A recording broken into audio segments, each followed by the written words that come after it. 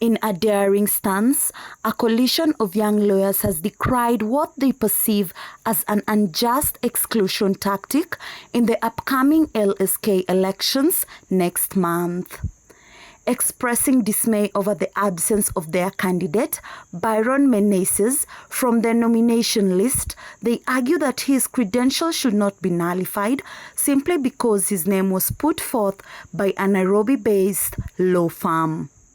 Emphasizing the nationwide scope of legal practice, they've issued an ultimatum to LSK demanding the inclusion of their members in the election list. With an unwavering stance, they declare a freeze on LSK campaigns in Kisumu until this electoral dilemma is satisfactorily resolved. My name is Otieno Arnold. I am an advocate of the High Court of Kenya. And I would start by conveying my utmost dismay by the move that has been taken by the Elections Board of the LSK in not only disqualifying Byron Menezes, who is a member of the Young Lawyers Caucus, but also a majority of young advocates within Kenya. Elections are not supposed to be decided on technicality basis. We are not supposed to disqualify members on technicalities. The reason as to which Byron was disqualified is not only absurd, but it is strange to all of us. Advocates practice in each and every part of this country, and as such, we are not supposed to be limited by where someone holds an office. The reason that has been given by the Elections Board of the LSK as to why Byron has been disqualified is because he was nominated by advocates who practice in Nairobi. But I believe that each one of us has had an advocate practicing from different parts of the country, and as such, we would like to put it forth to the Elections Board that we are disappointed, it is absurd, and this should come to a halt. We have come to an end of the era where young advocates are victimized, where young advocates are not given an opportunity, and where young advocates are not treated equally.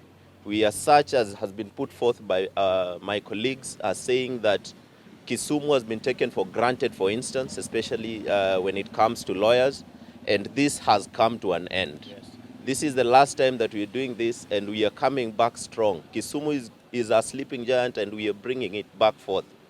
And as such, as my colleagues have said, we shall not have any campaigns in Kisumu until that point as to which Byron Menezes and other young advocates are brought back to the nomination list.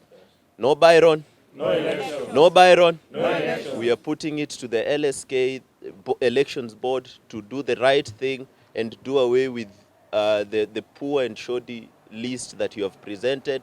And we are saying that you cannot assume a short man to be a boy. We are not boys. We are short, maybe we may be deemed as short men, but we are no longer boys. And as such, take heed and do what is right. As we are aware, he was disqualified because he was nominated by an advocate practicing in Nairobi. That does not qualify as a reason for disqualification. I stand here in solidarity with one of our members, a member of the Young Bar Association, and I do not have much to say this afternoon, but just to echo this to LSK and the Election Board. There will be no campaigns in Kisumu until you regularize and put Byron in the ballot papers. Kisumu is closed as from today for campaigns. No Byron, no voting in Kisumu. My name is Paul Ouru. I'm a council member, Kisumu chapter, and we generally champion for the rights and welfare of the young bar, not only of Kisumu chapter, but West Kenya in general. It's unfortunate that these members were left out in very unclear circumstances, and making it worse, the same communication was done to them via email late in the evening. Then the next day, the purported final list was out. So we're just here to express our disgruntlement, our dissatisfaction, and generally urge members of the Elections Board, the LSK Elections Board, to reconsider their stance and actually allow all candidates who had expressed their interest in vying for these positions to realize their dreams by not only being voted in by some of our members who like them, or rather like their aspirations and visions for the society, but also generally enjoy the results, if at all they'll emerge the victors.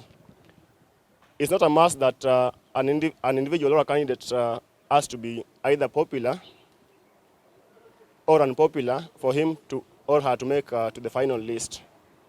We are urging members of the election board, LSK election board, to give all candidates a fairer, level playing ground so that all of them are voted in.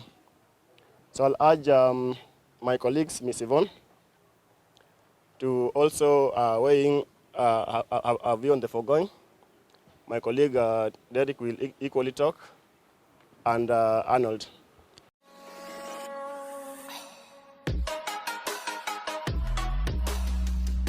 You are watching Media One International, always fast and fast. Like, share, and subscribe.